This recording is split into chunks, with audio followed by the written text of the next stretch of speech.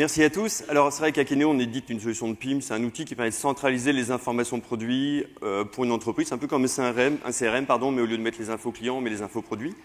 Et c'est vrai qu'on a parfois à gérer des catalogues de plusieurs dizaines de millions de produits. Et donc, la performance, c'est un sujet qui est important pour nous. Et si on regarde un petit peu l'évolution de la performance de PHP, on peut noter qu'entre PHP 5 et PHP 7, on a eu une belle avancée. Et depuis, malgré les efforts importants qui ont été faits dans PHP, alors on a des avancées qui ne sont pas négligeables, de l'ordre de 10-20%, mais on n'a pas eu de nouveau ce grand gap qu'on a trouvé entre PHP 5 et PHP 7.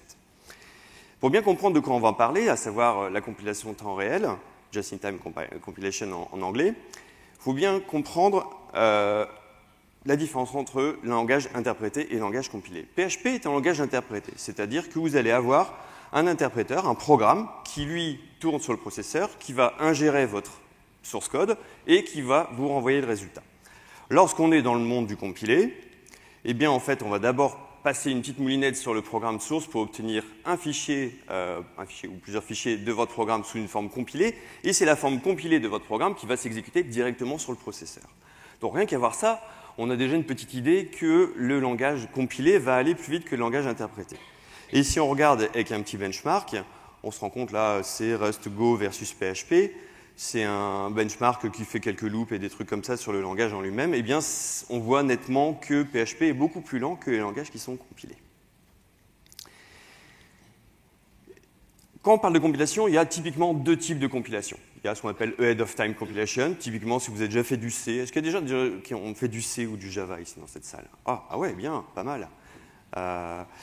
Donc, quand vous faites du C, avant de pouvoir exécuter votre programme, vous êtes obligé de le compiler. Donc, ce qu'on appelle Ahead of Time Compilation, c'est-à-dire que je compile avant d'exécuter mon programme. Et puis, la compilation Just-in-Time, elle se fait au cours de l'exécution du programme. C'est-à-dire que votre source code, vous l'envoyez à la partie qui va exécuter votre code. Il va y avoir une opération de compilation et puis il va y avoir l'exécution du code.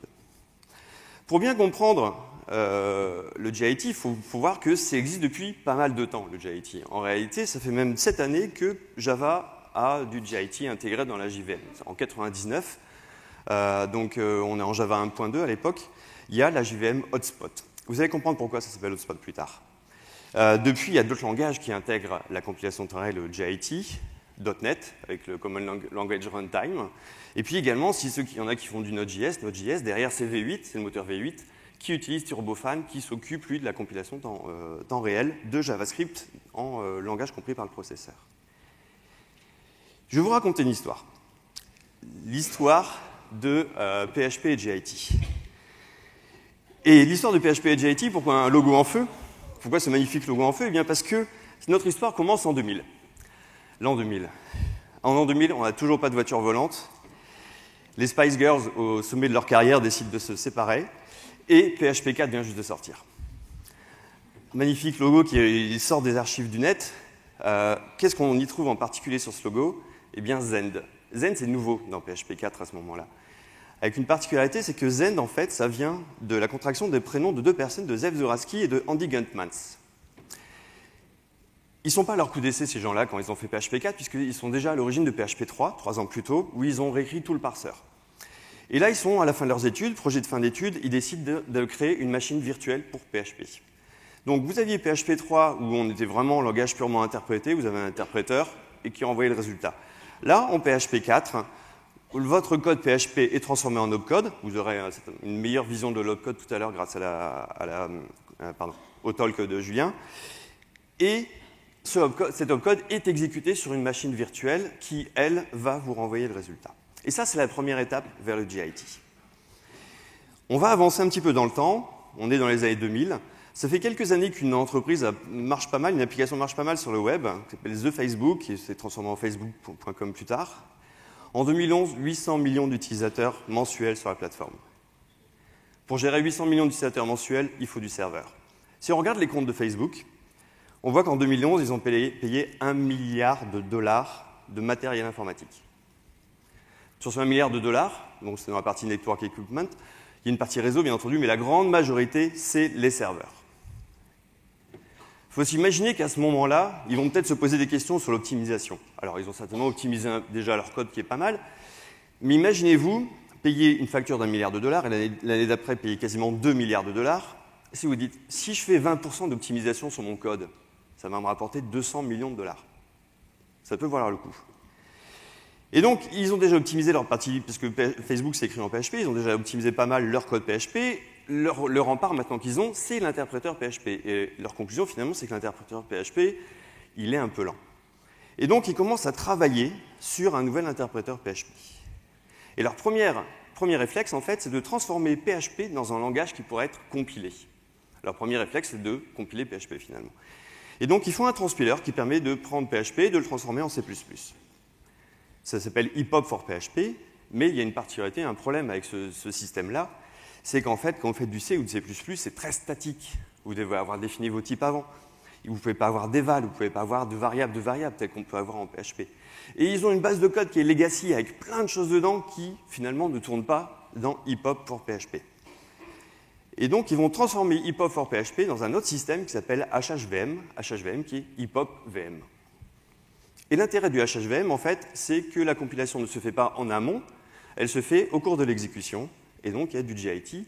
L'intérêt, c'est quoi? C'est qu'au cours de l'exécution, on est capable de comprendre comment le programme fonctionne, et donc on est capable de faire beaucoup plus de dynamisme qu'on pourrait faire lorsqu'on fait de la compilation en avance, après avoir hacké le programme. Donc pour le projet HHVM sort 2010-2011. Quelques années plus tard, celui-ci a quand même commencé à avoir pas mal de gens qui commencent à l'utiliser. Moi, à l'époque, je travaillais dans une boîte qui faisait pas mal de sites Magento, et on a commencé à mettre en production des sites Magento sur HHVM, ce qui a permis de réduire le nombre de serveurs par 2. Donc là, nos petits amis de chez, entre autres, Drupal, etc., poussent à fond HHVM. Quelque part, on est en train de se dire, PHP, le moteur Zend, en tout cas, va disparaître au profit de HHVM. Donc nos amis de chez Zend décident de contre-attaquer et de dire on va mettre en place du JIT dans le moteur Zend. Pendant un an, quasiment, il y a un gars qui va bosser sur la mise en place de JIT dans PHP 5. Ce gars, c'est Dimitri Stogov, qui fait partie de Zend Corporation. Et donc, il met en place JIT sur PHP 5. On est en 2014. Après avoir passé un an à mettre ça en place, il commence à faire les premiers tests. Et c'est pas fameux. Finalement, c'est même presque moins bien que PHP 5 tout court. Ils commencent à regarder, ils font du profiling, et ils se rendent compte que le problème vient de la ZVal. Alors la ZVal, c'est une structure qui est à l'intérieur du moteur PHP, qui contient toutes vos données. En fait, vous en avez une par variable. À chaque fois que vous faites une variable dans PHP, vous avez une ZVal, et cette ZVal, c'est une structure générique qui peut contenir des booléens, des entiers, des strings, etc. Tous les entrées d'un tableau, pour chaque entrée, vous avez une ZVal. Les attributs d'un objet, c'est une ZVal, etc. Des ZVal, il y en a partout. C'est la Zend value, la ZVal. Et il se rend compte, en fait, qu'il y a un problème entre le processeur et la mémoire. Quand vous avez un ordinateur, en fait, le processeur, c'est l'élément qui est le plus rapide. Et aller chercher les données en mémoire, eh ben, c'est hyper lent. Et comme c'est hyper lent, qu'est-ce qu'on fait quand il y a un truc qui est lent? On fait du cache. Voilà, le réflexe habituel. Donc, on met du cache dans le processeur. Vous savez, les processeurs du cache de L1, L2, L3, etc. Pour éviter d'aller chercher les données dans la mémoire qui sont hyper lentes. Et ils se disent, en fait, le problème, c'est que la ZVal, elle est trop grosse. Ça prend trop de place en mémoire, ce qui fait qu'on ne peut pas en avoir beaucoup dans le cache. Le cache, c'est une taille extrêmement limitée. On parle de quelques mégas. Comparé à la mémoire, où on parle de plusieurs dizaines de gigas parfois. Et donc, si on réduit la taille de la ZVal, qu'est-ce qui va se passer? Eh bien, on va pouvoir en mettre plus dans le cache. Et si on en met plus dans le cache, eh bien, on va aller chercher moins souvent la data dans la mémoire, et donc ça ira plus vite. Donc notre ami Dimitri, pendant plus d'un an, il est reparti, et il se dit, je vais travailler sur la ZVal. Et ça, c'est un travail qui est pharaonique, mais monstrueux, parce que la ZVal, vous ouvrez le code C du ZenEngine, vous en avez à toutes les lignes. Non seulement il y a dans le moteur PHP, mais dans toutes les extensions, on utilise des ZVal. Donc c'est un travail incroyable pour pouvoir avoir au moins un bout de code PHP qui tourne. Début 2015, il a enfin un résultat qui met dans une branche qui s'appelle PHP-NG, PHP New Generation, une branche de développement de PHP. Et les perfs sont assez sympas. Finalement, on est 2 fois plus rapide que PHP, même sans avoir implémenté JIT. Donc ça promet des choses assez intéressantes pour le JIT. On est plutôt content. Et là, il repart à implémenter JIT, pratiquement 1 an de boulot pour tout remettre en place, parce que JIT et ZVal ont tellement changé que ça ne fonctionne pas de la même façon qu'avant. Donc il repart là-dessus, et les résultats, c'est toujours pas fameux. Néanmoins, on a quand même une version de PHP qui est vachement plus intéressante que PHP 5, et donc PHP-NG devient PHP 7. Et c'est rigolo parce que finalement, PHP 7, c'est le résultat d'un diagnostic qui s'avérait faux. JIT n'était pas ralenti par le processeur, c'est le code PHP en lui-même qui était ralenti par le processeur. Donc voici un peu l'histoire de pourquoi on en est là aujourd'hui. Ça fait déjà un moment qu'en fait, les gens du moteur Zen travaillent sur JIT. Et donc pour revenir sur le principe du JIT, on se dit on veut compiler pendant l'exécution. Alors, la compilation, je ne sais pas si, pour ceux qui ont fait du C, vous savez que ça prend un peu de temps. Vous lancez votre mec, vous allez vous chercher un café. Et donc là, on sait que ça prend du temps, et en même temps, on veut le mettre pendant l'exécution de façon à ce que ça s'exécute plus vite. Tout ça vous paraît-il logique? Pas tellement, hein. Alors, la question qui se passe, c'est comment est-ce que je réduis mon temps de compilation tout en bénéficiant autant de ma compilation? Eh bien, la réponse, en fait, elle est de ne compiler que ce qui est le plus souvent exécuté. Globalement, dans un programme, habituellement, on est typiquement sur la loi de Pareto. C'est-à-dire que vous avez 80% de votre code qui est très peu exécuté, et vous avez 20% qui est exécuté 80% du temps. À peu près comme ça. Donc, si vous avez qu'à compiler 20% de votre temps, vous allez gagner 80% en termes de performance. Alors, comment on fait pour savoir quelle est la partie la plus souvent exécutée dans un programme? Est-ce qu'il y a des gens de Blackfire dans la salle? Voilà, on utilise un profiler. Ce qui veut dire que quand on fait du JIT, et ça pas seulement dans PHP, d'une manière générale, quand vous allez regarder les façons dont c'est implémenté dans Java, et c'est pour ça que dans Java ça s'appelle hotspot, parce qu'on va compiler les points chauds, les parties les plus souvent exécutées. Eh bien, on part du code initial, on va d'abord valider la syntaxe, le compiler dans une représentation intermédiaire. Cette représentation intermédiaire, en PHP, elle s'appelle opcode, en Java, elle s'appelle bytecode, en .NET, elle s'appelle IRL. Cette représentation intermédiaire, on l'exécute dans une machine virtuelle, on profile le code, on va sélectionner la partie qui est la plus souvent utilisée, et de la partie la plus souvent utilisée, on va extraire on va compiler dans le code natif qu'on va pouvoir exécuter. Tout ça doit se passer au moment de l'exécution du code. Un des problèmes d'exécuter le code, en fait, c'est que quand on fait du code dit natif, c'est-à-dire qu'on fait du code qui est destiné à un processeur. Et autant, il y a quelques années, on aurait pu dire la guerre des processeurs, elle est finie. C'est Intel qui a gagné. Même Apple utilise des Intel. Parce qu'il y en a qui ont connu les PowerPC sur Apple. Sur Mac, ouais. Voilà. Ça a été un gros chaos à l'époque, le passage sur Intel.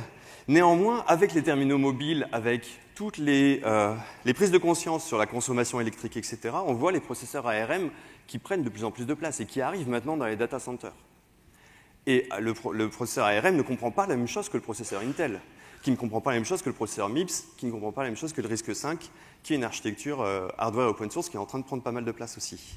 Donc c'est-à-dire que quand j'exécute du code natif, c'est natif à un processeur.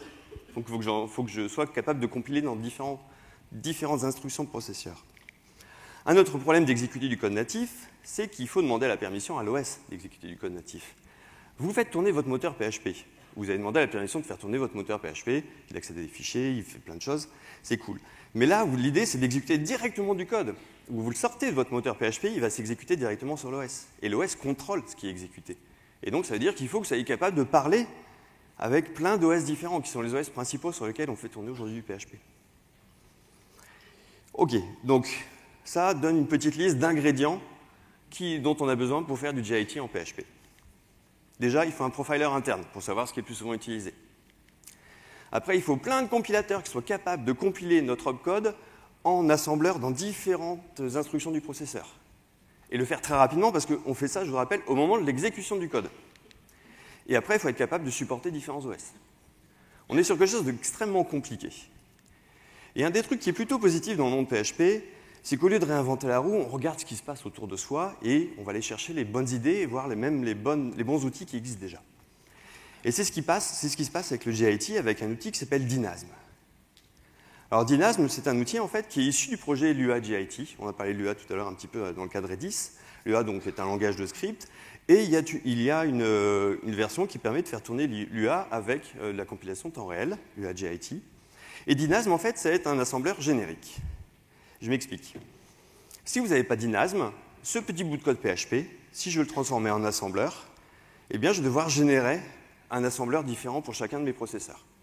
Et cet assembleur, vous le voyez bien, peut avoir une forme très différente suivant le processeur sur lequel vous faites tourner ça.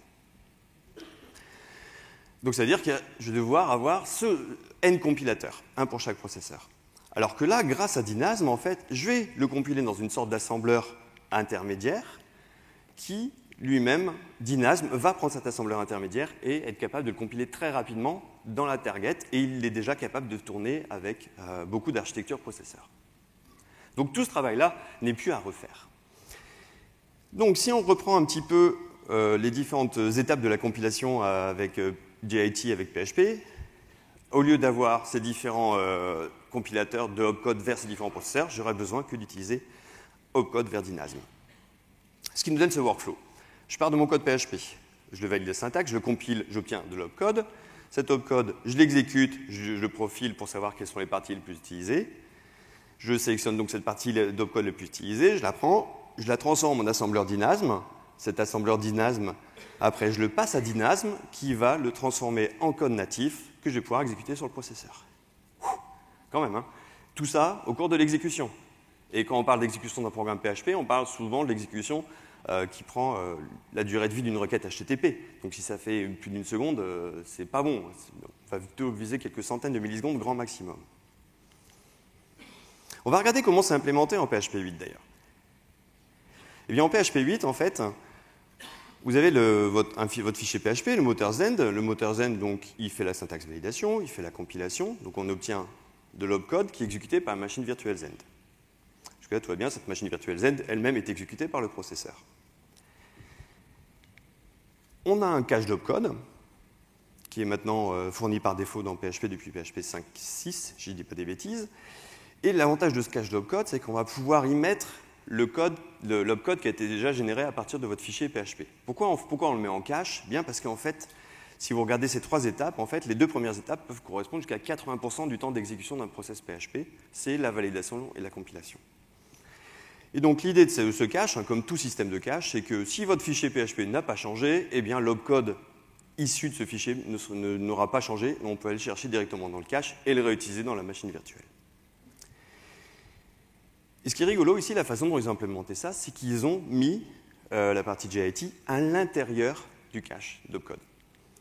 C'est-à-dire qu'en fait, à l'entrée du cache d'opcode, on va être capable de savoir quel est le bout de code le plus utilisé. Donc il y a le profiler qui a déjà fait son travail. Et on va générer du code natif que vous voyez en gris là sur l'image. Et ce code natif, il va pouvoir être exécuté directement sur le processeur.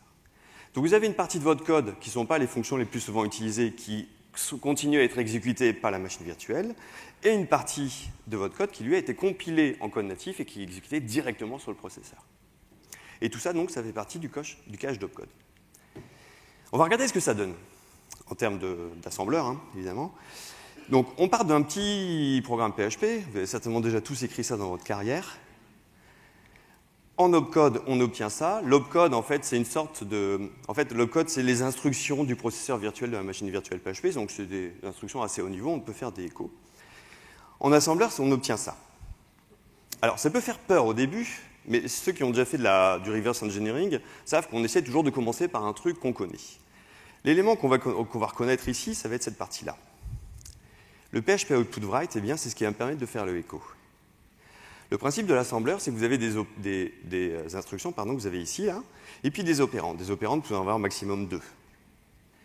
Et donc, ce qu'on voit ici, c'est que je mets ça dans un registre. Registre, c'est une petite partie dans la mémoire du processeur sur laquelle on peut faire les opérations. Il n'y a que sur les registres qu'on peut faire les opérations. Et donc, je mets un pointeur sur ma fonction d'output, je le mets dans le registre RAX, et j'appelle RAX en mettant une petite étoile, donc j'appelle ma fonction d'écho. Ça veut dire que le passage de mes paramètres à ma fonction d'écho se trouve au-dessus. En fait, on en a deux. On a l'adresse de la mémoire ici, et également un paramètre qui est intéressant, là, qui est 0xc, ce qui fait combien en décimale 12, je pense, ouais, 12, on va dire 12. Eh bien 12, en fait, c'est la longueur de la chaîne de caractères que j'ai ici. Donc ce qu'on dit finalement, c'est que la fonction PHP output write, je lui dis ce qu'il faut que j'écrive, c'est dans cette case mémoire ici, et le nombre de caractères que je dois écrire. Et donc on appelle la fonction. Donc ça, c'est l'équivalent du echo. Ce qu'on trouve intéressant derrière, c'est qu'en fait, derrière, on a la gestion des exceptions, qui doit être gérée au niveau assembleur également.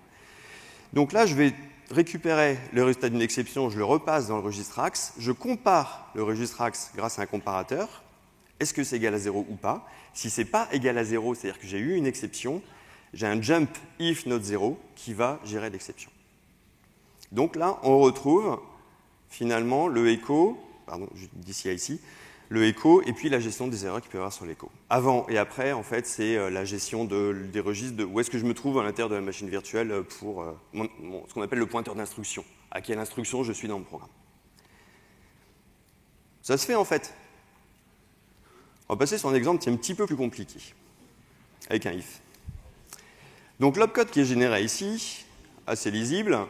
Donc j'assigne mon $A, en fait ça devient CV0, je ne vais pas rentrer dans l'opcode, mais voilà. Je fais mon triple égal, c'est une opération qui s'appelle isIdentical. Je jump if 0 à la ligne 5, c'est-à-dire que mon identical n'est pas identique, donc voilà. Et sinon, j'affiche mon yes là. Ça va sur cette partie-là? Ça passe. En assembleur. Alors, bon, on va essayer de s'y retrouver. Vous allez voir, c'est gérable, mais ça me prend un peu plus de temps. Comme tout à l'heure, je vais retrouver mes échos. J'en ai un premier ici. Alors, c'est lequel des échos?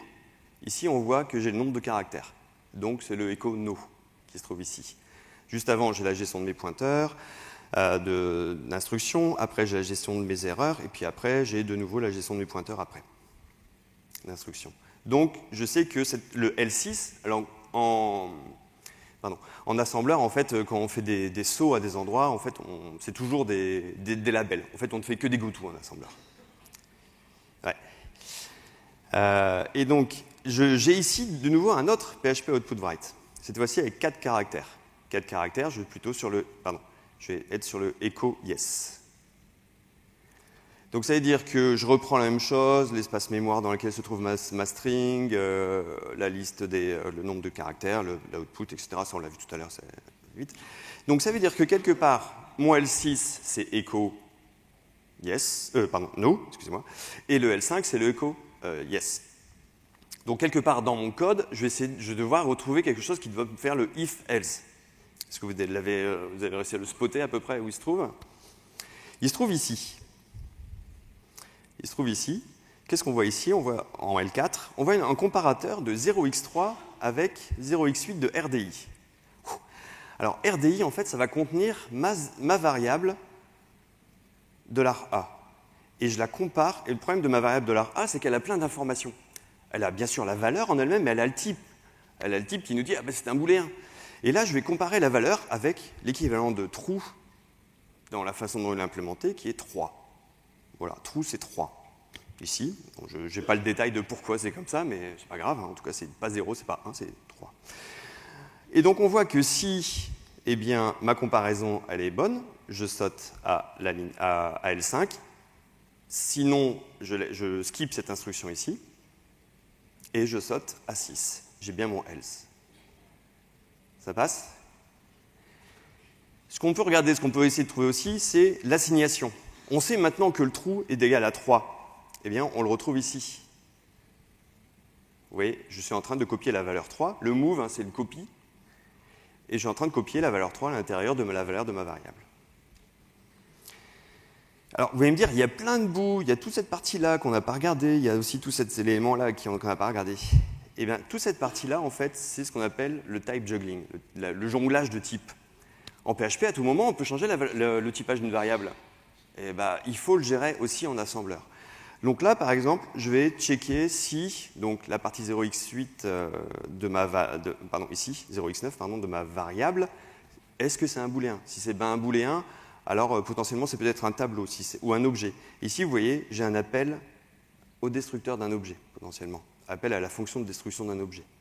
Ici, j'ai, dans le cas où j'ai un tableau, je gère la gestion du garbage collector de tableau, du garbage collector des références cycliques de PHP. Ouais, donc il y a tout un tas de trucs qui sont faits autour de votre langage. Ok, ça c'était pour la partie assembleur. On va regarder un petit peu comment on configure tout ça. Imaginons que vous soyez en PHPI, vous décidez d'appliquer JIT. Il y a deux parties de configuration qui sont hyper importantes. La première, c'est le buffer. En gros, à l'intérieur du cache d'opcode, vous allez réserver une zone mémoire spécialement pour cacher l'assembleur, ou en tout cas le code natif qui va être généré. Par défaut, c'est à 0, c'est désactivé. Celle-ci, elle n'est pas très compliquée. Deuxième élément, on l'appelle la CRTO. La CRTO, qui est opcache.git, il y a 4 chiffres. On va les voir un par un. Le premier, c'est l'optimisation CPU. En gros, est-ce que vous utilisez SSE1, SSE2, en gros, les instructions du CPU qui sont un peu spéciales. C'est pas très important, c'est toujours à 1. Le register allocation, c'est toujours à 2. Et la dernière partie, là-haut, le niveau d'optimisation, mais toujours au maximum, sinon ça ne sert à rien de faire du GIT. La 3, par contre, est intéressante, c'est le trigger. C'est à quel moment je décide de compiler mon code. Et vous allez voir, là, il peut y avoir des choses assez rigolotes à faire. Si vous mettez à 0, tout votre code est compilé au moment où vous chargez votre truc. Ce qui fait que c'est un peu lent, mais vous compilez tout votre code. À 1, vous compilez à la première exécution. À 2, vous profilez sur la première request, il garde le profiling en mémoire, et il va compiler sur la seconde request. À 3, il n'arrête pas de profiler et d'essayer de recompiler. Parce que le problème de l'option numéro 2, c'est que si votre première request n'est pas représentative de l'usage de votre application, vous allez compiler des trucs qui n'ont rien à voir avec votre application. Et en 4, vous allez compiler les fonctions à notation @git. Alors, je ne sais pas si vous commencez à voir un peu ce que ça peut créer comme complexité et comme différence de comportement de votre application en fonction non seulement du code que vous avez mis, parce que peut-être que vous avez mis des annotations dans votre code, mais de la configuration du serveur sur lequel vous faites tourner ça. Alors, pour reproduire les bugs, il y a de quoi s'amuser là. Alors, me dire, ah ouais, c'est bon, allez, GIT, montre-nous vraiment les performances, où est-ce qu'on en est? Est-ce que ça apporte vraiment des trucs? Alors, on va commencer par un truc qui s'appelle bench.php, qui est dans le code source de PHP, qui fait pas mal d'opérations mathématiques. Alors, sans GIT sur ma machine, 0,5 secondes, avec GIT, 0,1 seconde. C'est pas mal, hein? On fait 4 fois. Très sympa. Fibonacci, évidemment. Fibonacci sans GIT, 8 secondes 3, avec GIT, 2 secondes 7. On est 3 fois. Avant d'aller plus loin, je vais vous poser une question. Qui a déjà implémenté Fibonacci récemment dans le cadre d'un projet client? Pour voir l'adéquation, en fait, avec les use cases. OK, personne. On va regarder les performances réelles. Et ça va peut-être pas vous plaire. Alors, le premier truc que j'ai essayé, c'est de prendre Akineopim version entreprise, qui est un truc un peu costaud, il y a plein de dépendances, et de faire tourner Composer dessus. Sans GIT, je suis à 53 secondes. Avec GIT, ça marche même pas. Premier constat, comme GIT génère du code, en fait, il peut y avoir des bugs dans le code généré, des bugs qui n'existent pas dans le code qui est généré.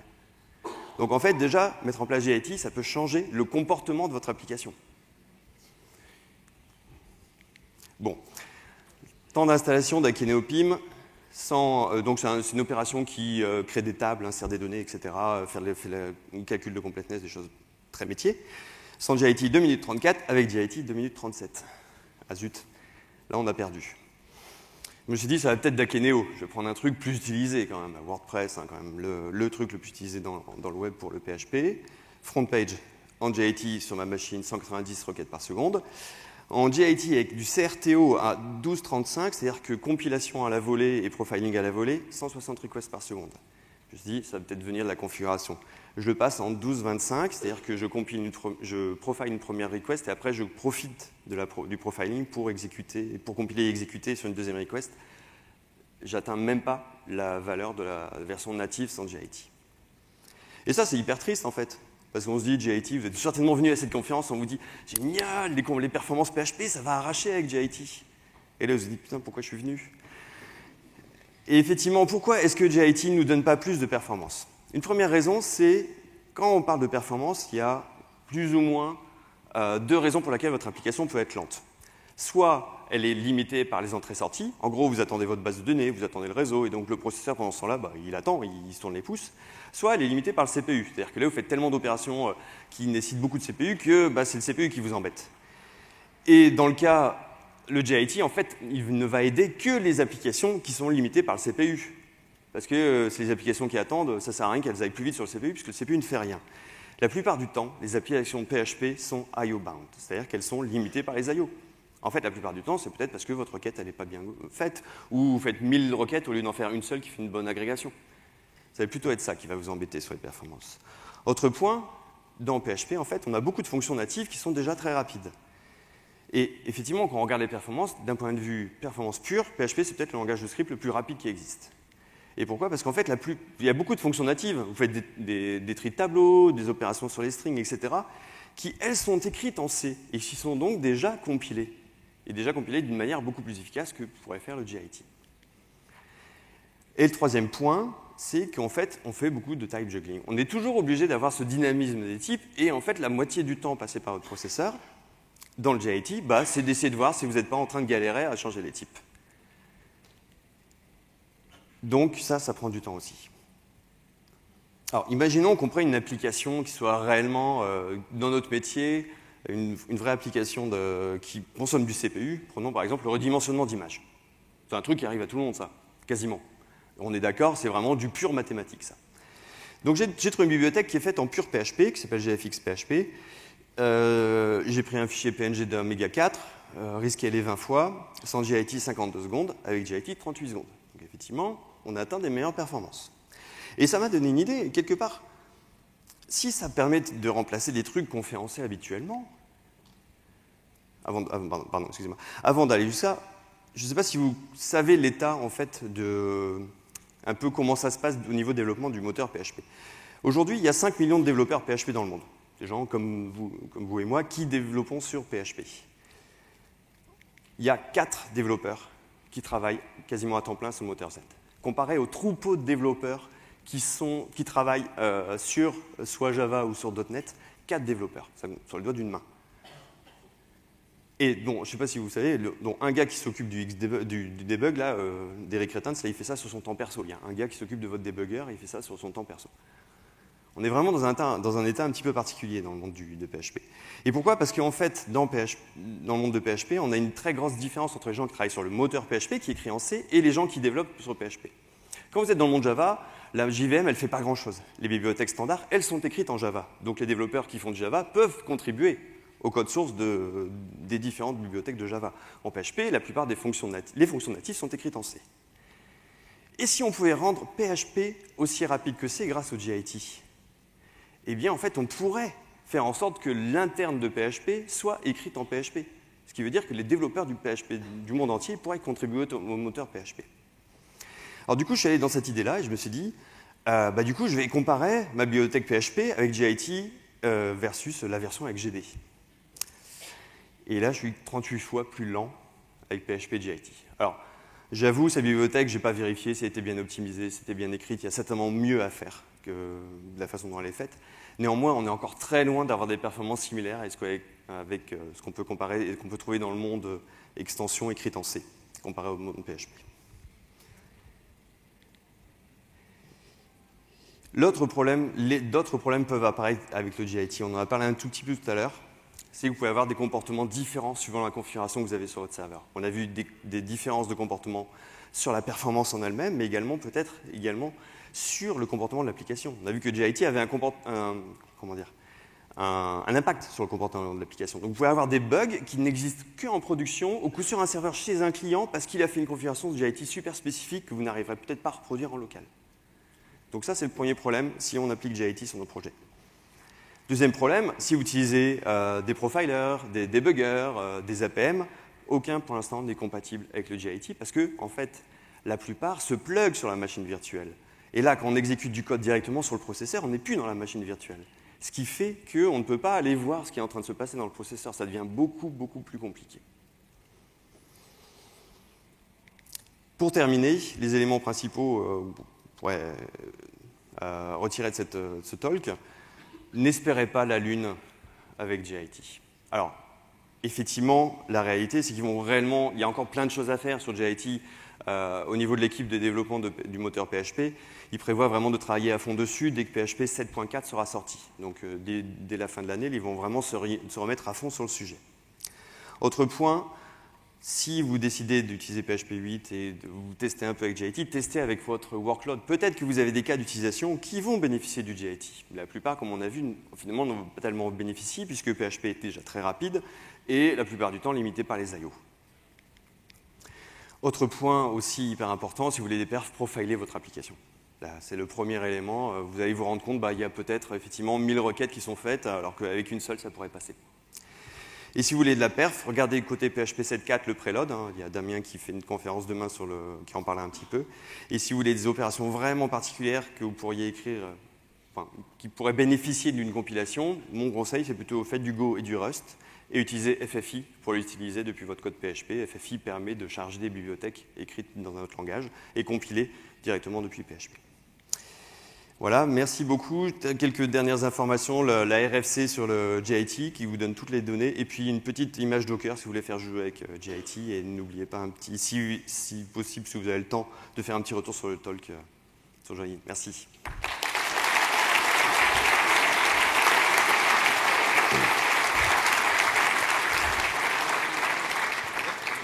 Alors je crois qu'on a quelques minutes pour les questions. Ouais, merci Benoît. Il reste 5 minutes pour les questions.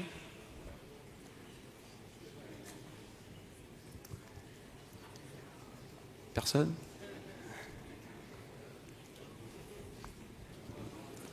Merci beaucoup pour cette conférence. Moi j'ai une question du coup.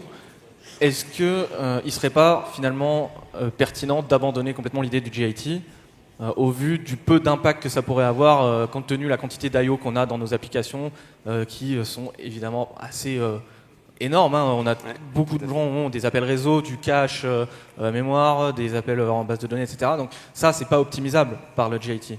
Donc est-ce que finalement nos applis sont déjà pas finalement du tout faites pour le JIT, et donc est-ce qu'il ne serait pas pertinent d'abandonner le développement du JIT? C'est une très bonne remarque. Et effectivement, quand on parle avec Zeev Zoraski, qui est donc à la tête de Zend Corporation, qui s'occupe du moteur Zend, sa réponse à ce genre de question, en fait, c'est que JIT va permettre peut-être d'autres usages de PHP que ce qu'on utilise aujourd'hui. Par exemple, le machine learning, qui est très consommateur de CPU, pourrait bénéficier du JIT. On parlait un petit peu du redimensionnement d'image. On peut certainement faire mieux que ce que je vous ai montré là-dessus. Mais ça ne va pas changer, ça ne certainement pas changer l'usage qu'on a aujourd'hui de PHP. Après, se pose la pertinence d'utiliser PHP ou faire du machine learning alors qu'il y a déjà plein de choses qui existent très bien dans d'autres langages. La question se pose. Quand on fait du Docker, quand on fait du serverless, on a une phase de build. Oui. Du coup, est-ce qu'il sera possible en fait de prendre tout le code PHP, de tout compiler, le mettre dans un fichier ou je ne sais pas où, mais pas en RAM, pour qu'on puisse directement exécuter le code compilé à la première exécution? Alors, ce n'est pas prévu pour l'instant, et ce que tu décris, c'est très proche de GraalVM. Je ne sais pas s'il y en a qui sont familiers avec GraalVM, qui fait la même chose, mais en Java. En fait, GraalVM en Java, ça vous fait un binaire de Java qui est du bytecode déjà compilé en version finale avec déjà la partie JIT. Et donc l'idée, c'est que vous n'avez plus qu'un seul exécutable que vous mettez à l'intérieur de votre Docker, et puis c'est vachement plus simple à démarrer, vous n'avez même plus besoin de JVM. Et on pourrait imaginer quelque chose de similaire finalement avec votre opcode embarqué dans un binaire et puis une partie JIT qui serait déjà, elle, sous forme binaire. Mais pour l'instant, ce n'est pas prévu, et pour avoir parlé avec des gens qui travaillent sur le moteur PHP, ce n'est pas tellement dans les cartons. Oui. Merci pour cette conférence, très intéressant aussi. Moi, j'ai une petite question. C'était par rapport au fait d'encourager les développeurs à contribuer du coup sur la partie plus C. Moi, j'avais vu qu'il y avait une équipe qui faisait Falcon et des projets comme Zephyr, je crois, sur des langages en fait un peu intermédiaires, oui, qui permettraient éventuellement de générer des extensions PHP en C. Tout à fait. Et donc, est-ce que ça serait pas possible d'imaginer un rassemblement en fait entre les équipes purement Zend et celle-ci? Ça, je ne sais pas si ces équipes ont prévu, parce que ça fait un moment que Falcon et Zephyr existent, hein, et pour l'instant, il ne s'est rien passé de ce côté-là. Moi, ce que je verrais plutôt, c'est si on était capable, dans le moteur PHP, de faire du Go ou du Rust, ce qui est un peu plus facile d'accès pour des développeurs PHP, il y a des chances que ce soit une manière d'améliorer la contribution de ce côté-là. Zephyr et Falcon, c'est un peu particulier parce qu'ils utilisent un langage PHP qui n'est pas du PHP. Donc c'est vraiment un outil de niche comparé à faire du Rust ou du Go, par exemple. Il nous reste 1 minute. Est-ce que quelqu'un a une question? Bonjour, merci pour cette présentation. Tu nous as montré tout à l'heure un exemple de code assembleur, et tu nous as dit que les opérations sur les types étaient assez coûteuses en termes de performance.